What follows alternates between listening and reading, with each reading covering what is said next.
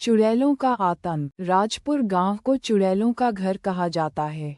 राजपुर में रहने वाले सभी लोग चुड़ैलों के आतंक से डर लगता था। राजपुर में रात होने पर चुड़ैलों की टोली निकला करती थी, और जो कोई भी घर के बाहर होता था उसे चुड़ैल मर देती थी, और गांव में कभी तोड़ फोड़ करती थीं। इस सब से गांव के लोग परेशान होकर सभी लोग सरपंच के घर पर जाते हैं।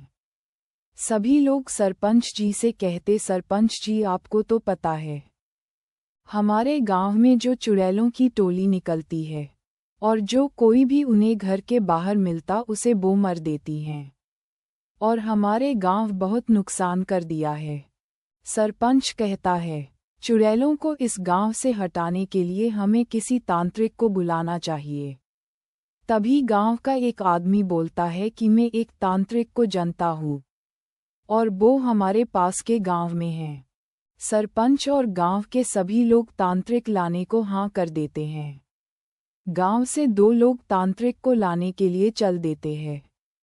वह दोनों कुछ ही समय में तांत्रिक के पास पहुंच जाते हैं, और तांत्रिक को सारी बात बताते हैं, और तांत्रिक को साथ लेकर चल देते हैं।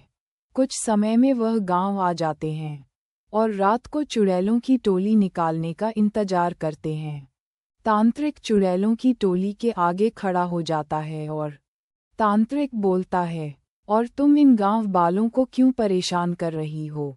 चुड़ैल बोलती हैं, इस गांव में पहले जंगल हुआ करता है।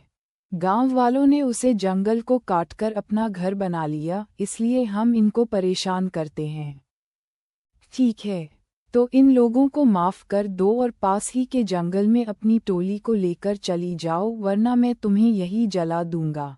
चुड़ैल बोलती हैं, ठीक है, मैं इस गांव से अपनी टोली को लेकर चली जाऊंगी। चुड़ैल अपनी टोली को लेकर पास के जंगल में चली जाती है, और गांव वाले बहुत खुश होते हैं।